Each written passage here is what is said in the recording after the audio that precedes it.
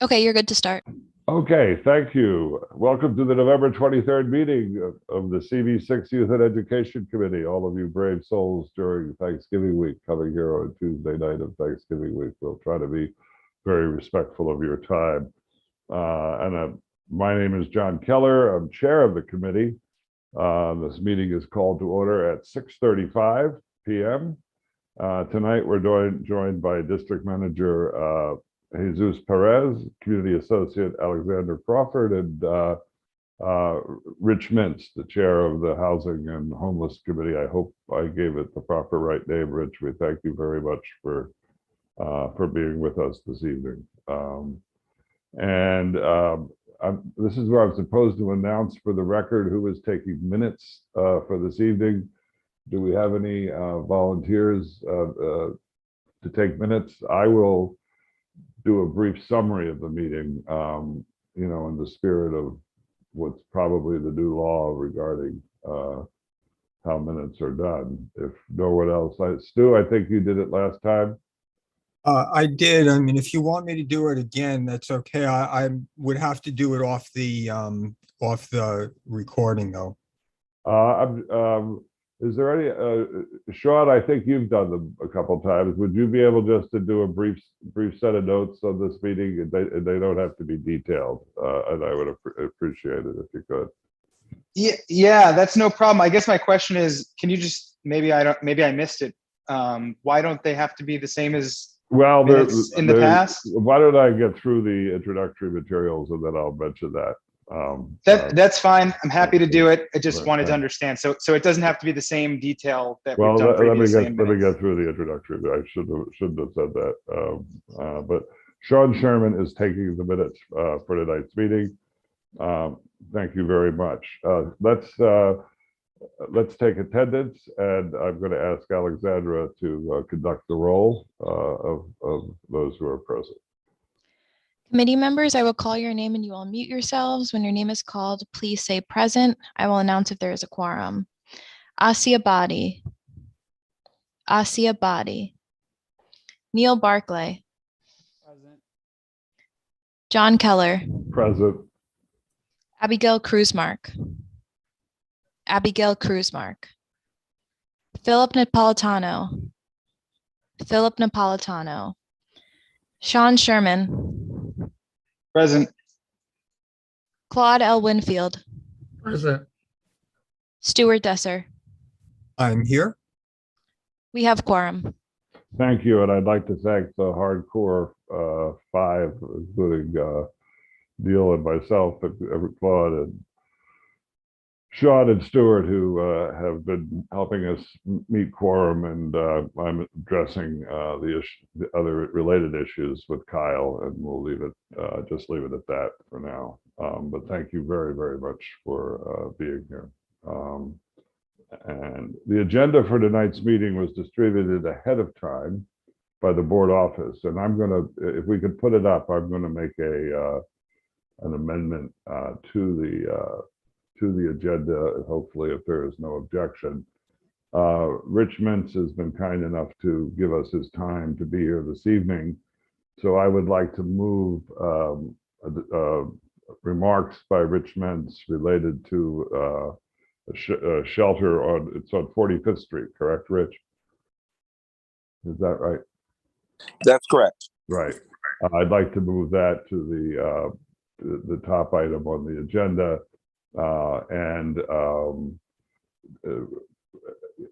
Since we are not going to be able to get into detail on specific schools, we will remove the second item of the agenda and the third item simply because we haven't had the opportunity in the last month to address those things.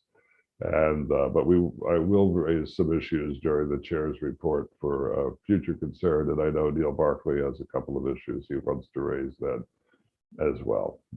Thank you. So are there any objections to amending the agenda? I don't have any objections, but could the board make the changes on the screen? Is that possible? Yeah, I can do that. I would just need a couple seconds to be able to do that. Give me 1 second.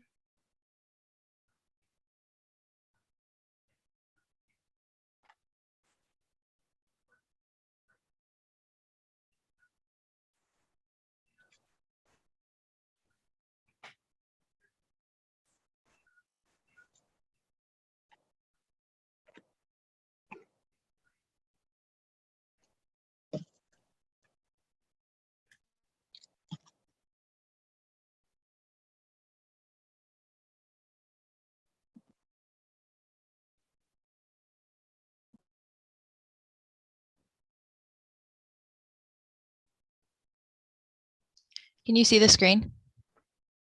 Yes. Okay. So yeah, I can make the changes right now. So you wanted to, Make the first item a discussion related to a shelter, to the shelter on 45th Street. I think we could just, that would sufficiently describe it.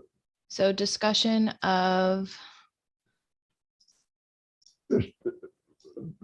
Issues, yeah, of the shelter related on 45th Street as they may impact our schools.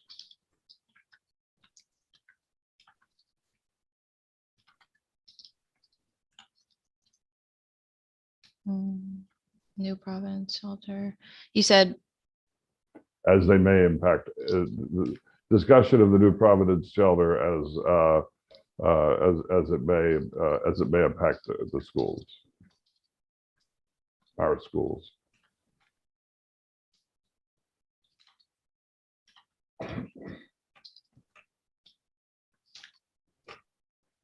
And Okay. then to say, because we're going to spend some time on that, we will do away with items 2 and 3.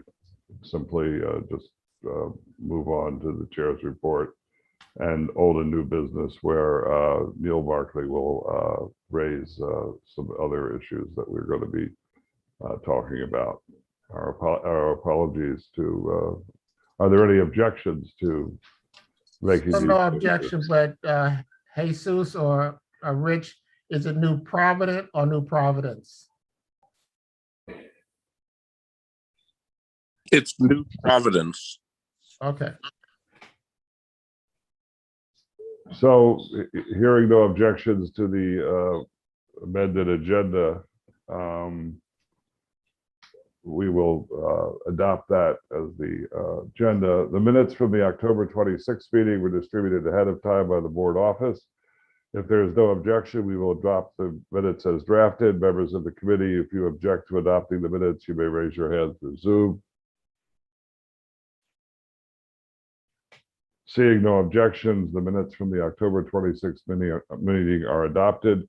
They will soon be available on the CV6 website. And we will proceed here with minutes from this meeting as they typically are taken. Sean, let's just leave it at that for now. I'm pleased, let's just set some ground rules. In order to conduct an efficient meeting, no one may speak until granted the floor. Obviously, we're very open on that. Committee members, if you have a question about committee business or wish to make a motion, please raise your hand through Zoom. Once again, I'm very open to being spoken to by committee members. The chat, this is important, the chat function should not be used for committee business or questions about agenda topics. All such remarks should be made on the record by raising your hand through Zoom. Chat should only be used to alert us to any technical difficulties you are having or to state in writing information like an email address that is already stated aloud on the record during the meeting. So we don't have little side conversations in the chat. But I think that's very important. When a committee member is given the floor to speak, I will identify you and you can unmute yourself so that you can speak. And we are required by New York State law to have a transcript of the meeting. So please keep your questions and comments succinct and germane to the discussion. And thank you on that. So first of all, so I would like to introduce Rich Vince, who's kind enough to join us this evening. And Rich, I'm going to just basically hand you the floor. I know that Neil Barkley, who is vice chair of this committee, is on your committee as well. And I know you have some ideas that you'd like to discuss with us. Thank you. First of all, thank you to you and to Neil for inviting me here. This probably won't be a long discussion, but I want to set the stage for you all to talk about anything related to this project that might fall into the jurisdiction of youth and education, specifically students and access to school and resources, and so forth. The general background is that Project Renewal is redeveloping the site of an existing women's shelter on East 45th Street. The shelter has been in operation since 1993 on a site that was formerly an orphanage. And it is an ancient, decrepit facility, and they are planning to knock it down and build an as-of-right 21-story building with a modern shelter and a ground-level public health clinic. What makes it interesting for us is that on top of the shelter floors, they are building 171 units of affordable housing. And about 120 of those units will be held out. They're all studio apartments. About 100 will be held out for women with mental health issues coming out of the shelter system, who will be designated by DHS. And that's the same population similar to the population that is in the shelter side. But 50 of the apartments are, here we go, there's a slide. 50 of the apartments sorry, I was off by a few, but anyway, about 50 apartments will be affordable apartments with 60% AMI restriction. And so it's possible that some of those affordable apartments might end up being home to families with children. It's possible that some of those children might be of school age. This building is zoned for PS 116. And I wanted to give you all an opportunity to think about what provision we might want to encourage the city to make to ensure that any students, formerly homeless students who move into this building, have the resources and support that they need. I know you've been talking about students in temporary housing in this committee, and so I figured that this might be an opportunity to think about concrete things that you need. Alexandra, if you move on to the other slide, the second slide, it just shows the location. It's East 45th between Lexington and 3rd, if I remember correctly. And again, this is not a new shelter. This is a shelter that already exists. It's being knocked down to build a new facility with more housing. I'll leave it at that and pass back to John and see if there's anything else that you would like me to talk about. Yeah. So you are certain that, relatively certain that it is a PS 116 zone school, because that's about 12 blocks away. 11. I know. I checked. I checked the online DOE tool. That's accurate usually. Yeah. So it's PS 116. It's actually physically a little closer to PS 59. That's what I was asking. Yeah. It's below the line. Yeah, because the PS 159 line goes. Does it go to 47th Street? I think, or it goes. Yeah, it's just a couple blocks north of this. Yeah, I didn't zoom in all the way. No, that's right. That's why I asked the question. Yeah, thank you. I think one of the things that Neil, you raised this, you brought this to my attention, and suggested it might be a cogent topic, given the fact that we have already taken an interest in the Wi-Fi for kids in temporary housing and students in temporary housing in the past, and other issues related to it, that it might be a good issue for us to be discussing, in this committee. So I'm going to give you a moment to just, give some thoughts on, what you're thinking and where you think we might be able to be helpful.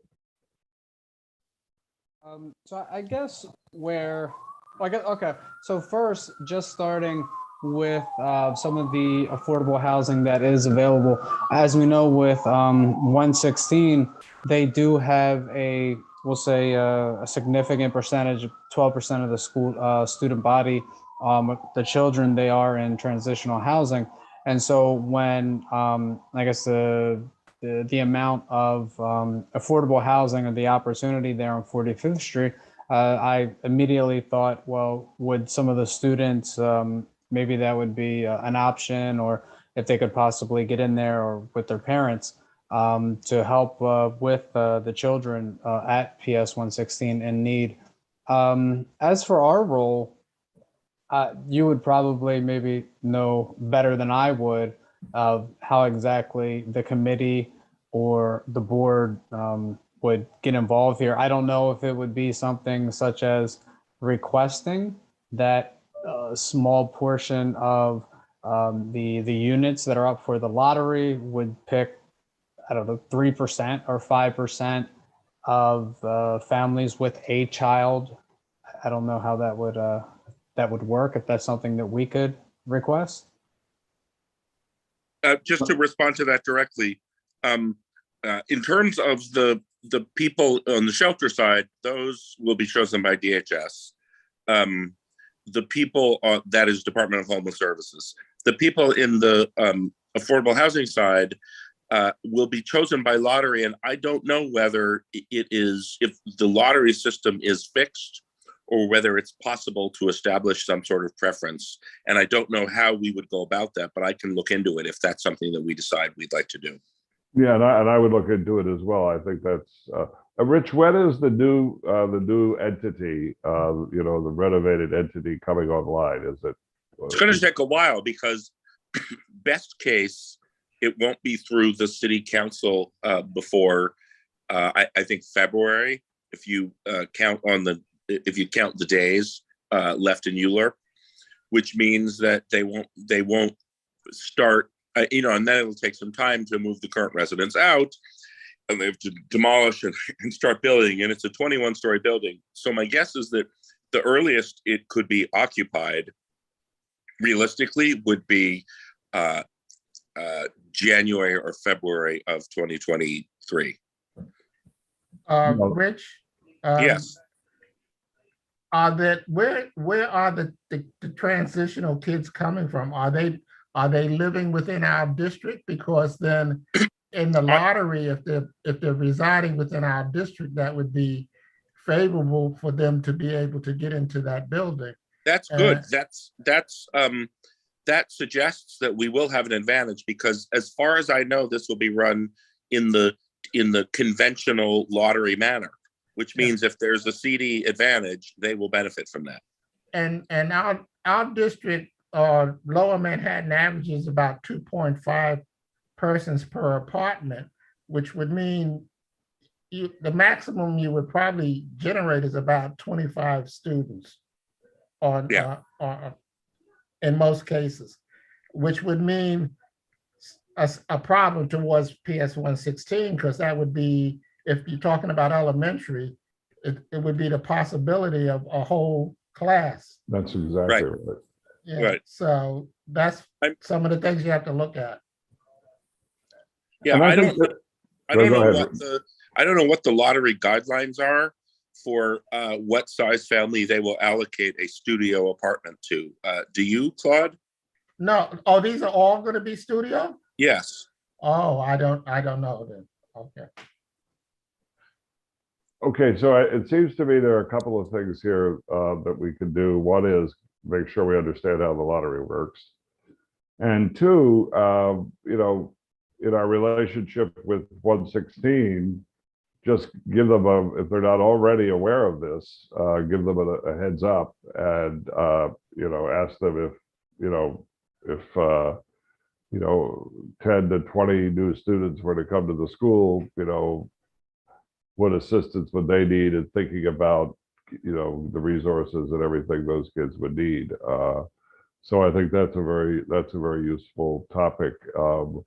And, in addition to all of the things that we usually think of when we think about students in temporary housing.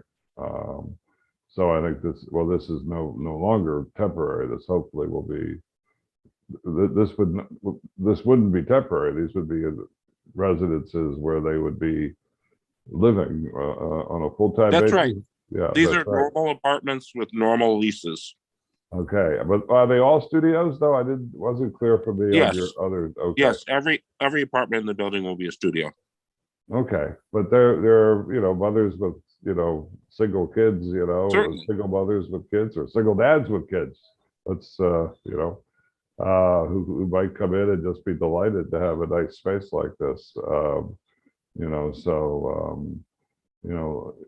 Let's just think a little bit about how we could be of support to them, and we have some advance notice here, which is very good. Does any other member of the committee have a comment? Want to comment on this? And I'd like to thank Rich for taking his time to be with us this evening.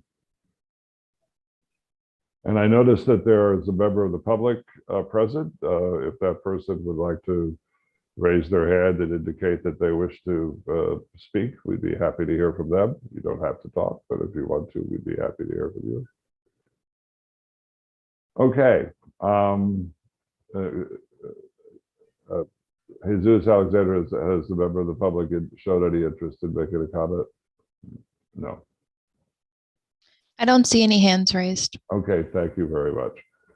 Okay, Rich, I'm very just grateful for you that you're here, because I think there are probably many issues of which we can collaborate as we go ahead. And I'm just happy to get you here at a meeting, so that we can engage. I think with that you. there are two specific reasons why that's important. One is that a much larger share of households in the shelter system are families with children than most people think.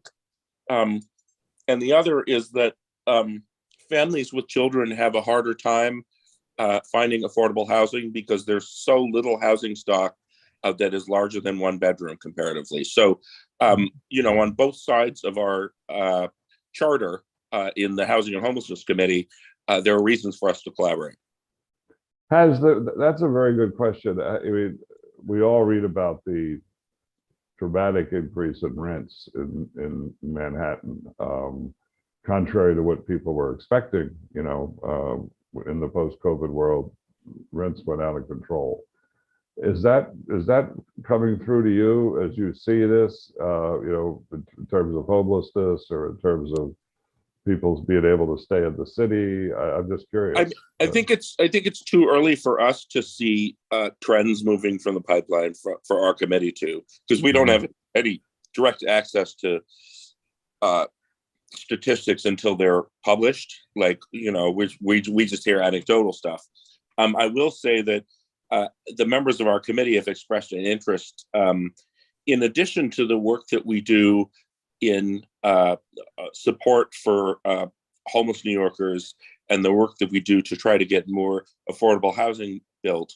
They would like us to look at the question of rent-burdened families, people who are sort of at the margin of becoming homeless, people who are housing insecure for financial reasons, and see if there are things that we can do to help shore up their position. So we definitely have our eyes open for any trends that come out, but I think it's too soon as yet for anyone to have come up with anything. Yeah, and that has an immediate impact, as Principal Whitfield knows, on how the kids think about school, how they behave in school, if they have that kind of pressure at home,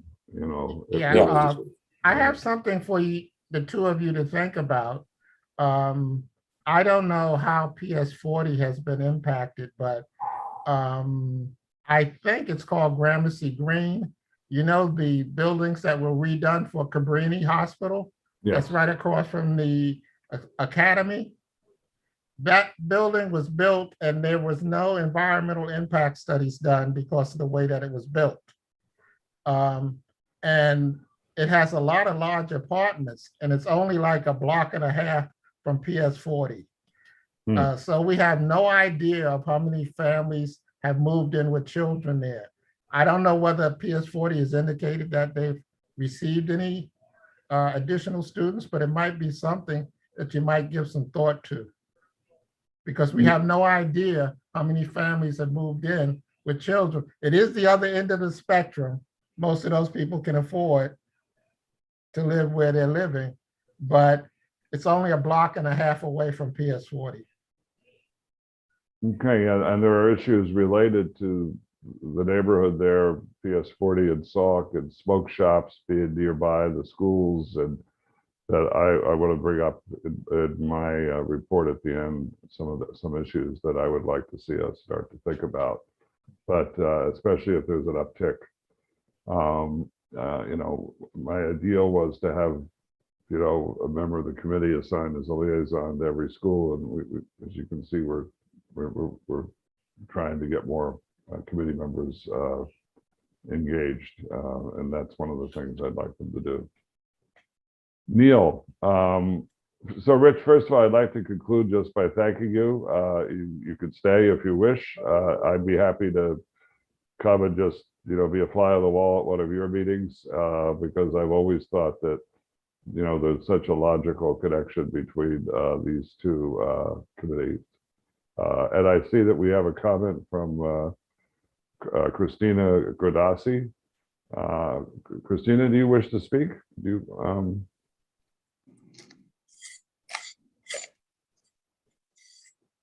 all right, great. Hi, sorry, can you hear me? Yes, and looks like you have a lovely dinner there ahead of you. But Sorry, I don't know how to turn my video on. I apologize. I'm just kidding. I would- There's nothing to it, but that's making me hungry. Hi, Christina. I'm a PS 40 parent, so I just wanted to volunteer some information. I believe that overall our enrollment was down this year, but the lower grades, the enrollment was actually closed because they were at capacity in the lower grades. So if that's a helpful piece of information, and I'm also happy to volunteer if you need any additional volunteers from the community to be any community liaisons with the schools. That would be wonderful. Hey, Alexandra, I guess I could put my contact, or you, if you wanted to contact, probably the simplest thing to do would be to contact the board, and then the board could connect you to myself and Neil, and we could. Okay, wonderful. Thank you very much, because, well, I'm going to save it for my report if you're still around, because my son is also a student at MS 104 Baruch. And enrollment's also slightly down overall in Baruch as well. Yeah, one of the things I've been looking for is the DOE has released numbers in aggregate, but I'm looking for, you know, I had heard anecdotally that Baruch was down. I have not yet seen. I have not yet. Via the principal's report, it's down. Yeah, I am very careful on this committee because of the sensitivity of so many education issues right now, that I don't like to spread rumors. But now that you've given me the information that the principal of the school has reported that enrollment is down,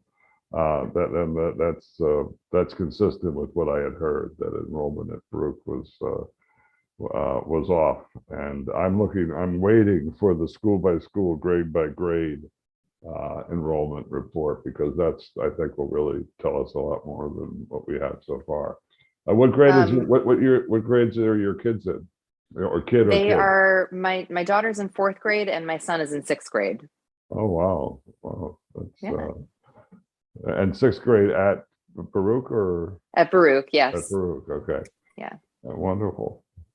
Well, thank you. So again, I'm happy to help, and I'll reach out to the committee. Yeah, if you could just reach out to Alessandra, could you just put your contact in the chat? I'm technically not very good at stuff like this, but yeah, give me 1 second. And then you could I just connect me with Christina that way. Thank you for the opportunity to speak. Good night. Yeah, thank you and good night, and have a happy Thanksgiving. And that still looks like a nice meal. Okay, thank you. Thank you. Happy Thanksgiving. The email contact's in the chat, just so you know, Christina. Okay. Any other comments directly related to what we've been discussing with Rich? Because then I want to move on to some issues that Neil wants to raise, and then I have a couple of issues that I want to informally put on the table as well. Okay, so thank you again, Rich. You're welcome to stay, and I'm happy to, come and sit in on one of your meetings with, Thanks, with you. everyone. That's great, because there's so much we can do for these kids. And in a city that's divided ideologically on so many issues, we can find things that people agree on, and that's really what my whole objective on this committee is. Neil, I'm going to hand the floor over to you. I know that you had a couple of issues that you wanted to raise. Well, it looks like we have I think it's a resident who wants to speak. Okay, please. Hi, Fatima. Am I pronouncing that correctly? Fatima, you're going to have to unmute.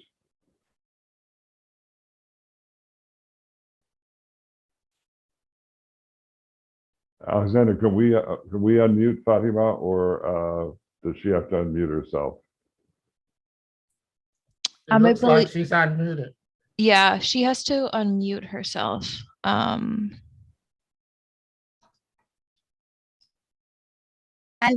Okay. Hi, there you go. Great. Do you hear me now? Yes, thank you.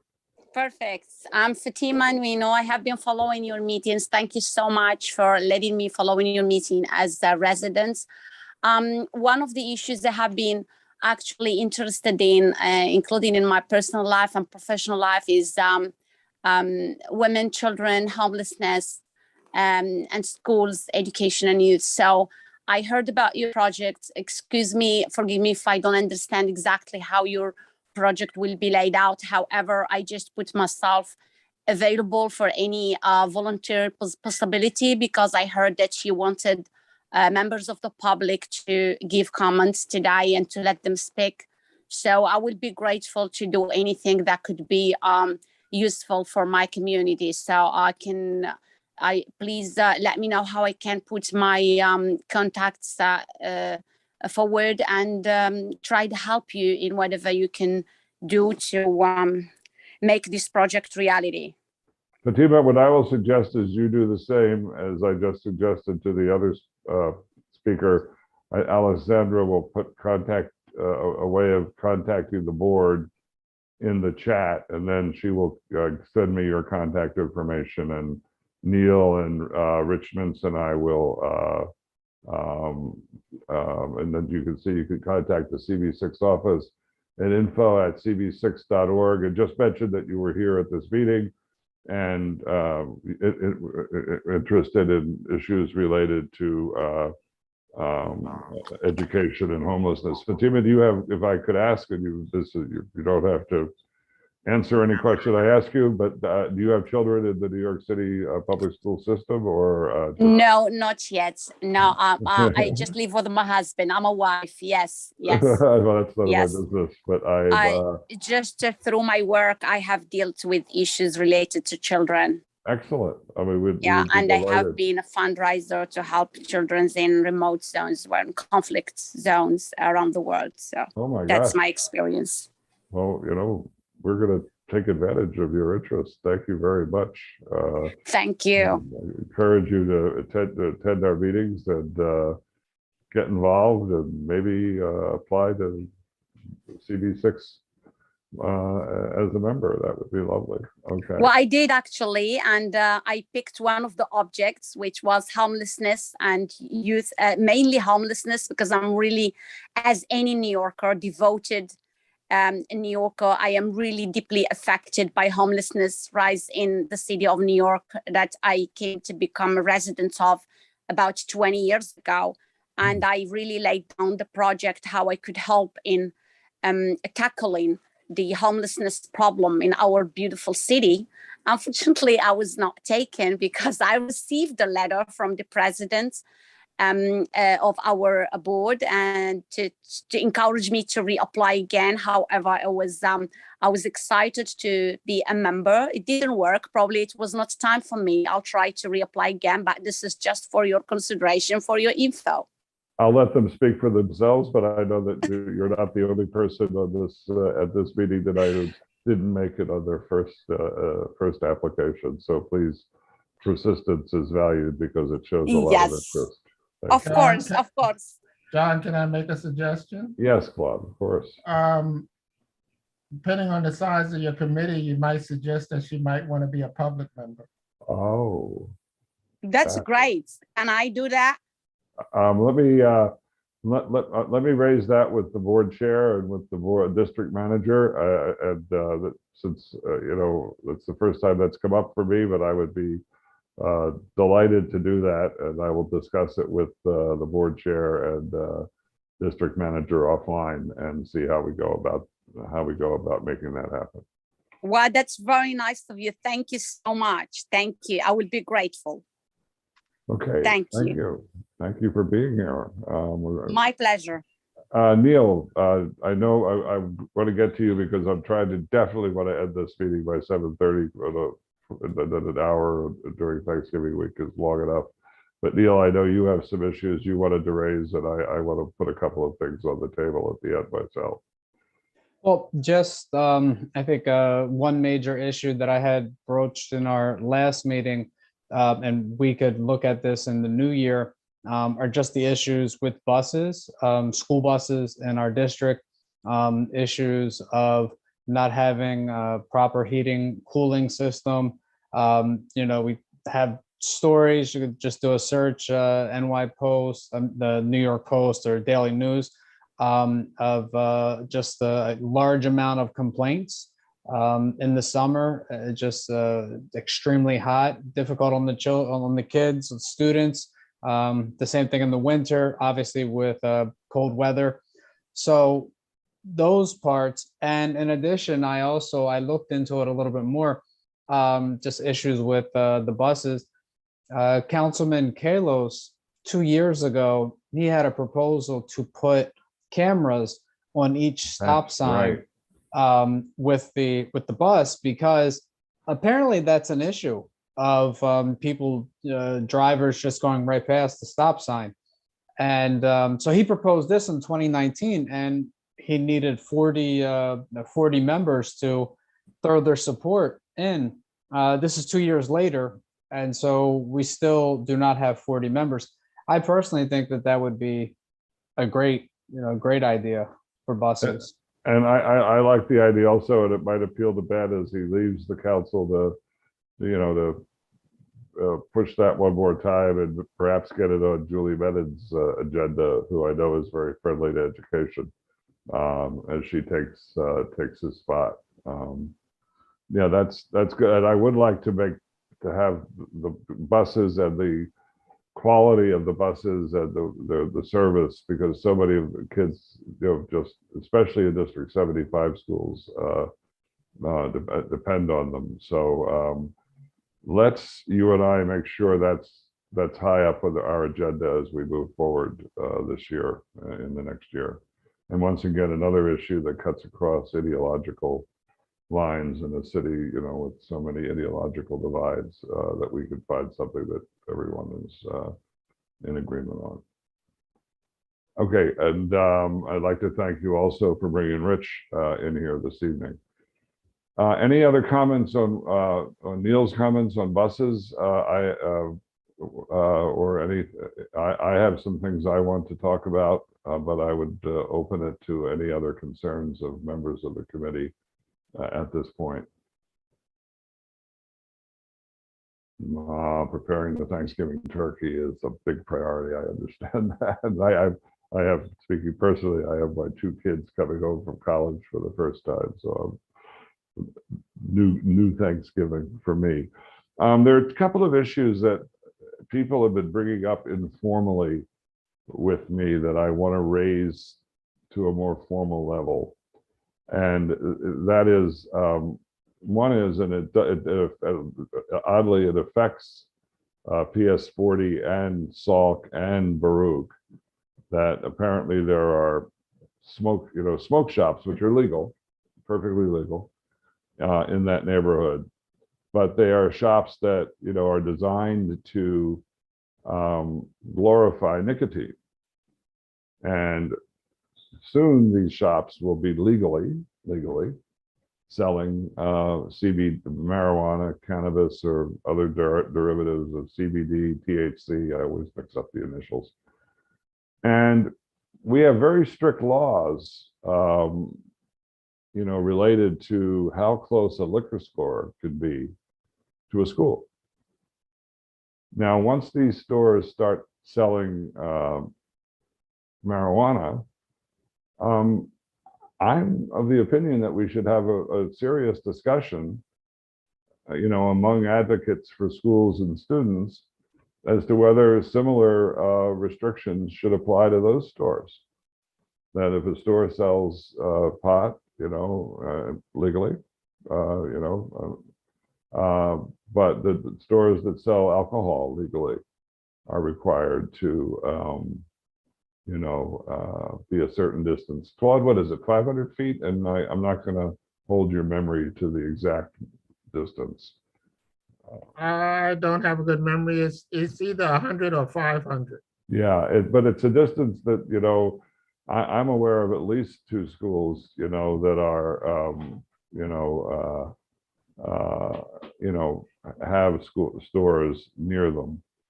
And once those stores start, vaping, if you have kids in high school, vaping, it's a big issue, and I know personal experience of one high school that, shut down a couple of the bathrooms on one of the more remote parts of the school simply because kids were going there to vape during, between classes or during class.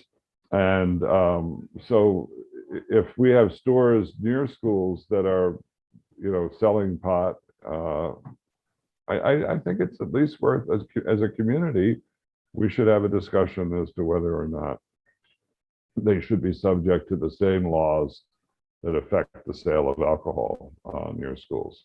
That's something that, I would definitely want to get on our agenda, and we'll push. And I know we have members of, the assembly and council who are, very interested in issues like this. So that's one of the things I want to put on the agenda. I also want to put on the agenda, how we can figure out a way to assist the Washington Irving campus as it deals with the many challenges. But I'd like to hold off on that a little more until we get a clearer view of how best to go ahead on that. But it's clear that it's a complex set of issues that give rise to the challenges that the school presents in the neighborhood. And but we and as I said informally before the meeting, it's 6 schools in one campus. Many of the students the vast majority of the students come from outside the CV6 zone. So it's not like, PS 116 or PS 40 or, Baruch or, any of 59 or, the River School or any of the other schools in the district that draw kids from the district. So, but it's a school, but it's a campus that deeply affects the neighborhood. And I know they block, anecdotally at least, they block the street for drop off, for pickup at the end of the day. And there are none of the signs available that suggest that street blockage is, sanctioned by, the NYPD or anything else. And I just worry about, are there important safety issues there that need to be addressed as well. So that I'm going to put on the agenda for our next year. So we have a lot of issues that I want this committee to get engaged in, you know, around, you know, school buses, homeless, how the homeless kids are, as students in temporary housing are taken care of, and other issues of safety. I think we took some initiative, you know, which I will follow up on the crossing guard at 116. And then someone else called me today and said, PS 59 doesn't have a crossing guard. And I fought for years to get a crossing guard when my kids were students there. Then they got one. And then like PS 116, after COVID, the crossing guard did not return. So there are just so many things like this that we as a community board can, you know, just by the power of a resolution and raising our voice. And we have, you know, access to highly interested city council members and state assembly members and senators that would be very interested in working with us on these issues. So we're slowly shifting, you know, the profile of the committee, and looking forward to having an active, more active membership base, which we are all eager to have. So any other comments? It's 7:20. Thanksgiving is 2 days away. I appreciate all of you who've gone to the trouble of being here this evening. But I would just like to, if any of the rest of you have thoughts or ideas of issues that we might address. Okay, thank you very much. Therefore, with no further business or issues, I'm going to adjourn this meeting at 7:22 p.m. Thank you. Have a good Thanksgiving, everyone. Happy Thanksgiving. Happy Thanksgiving, everyone. Bye-bye. Take care.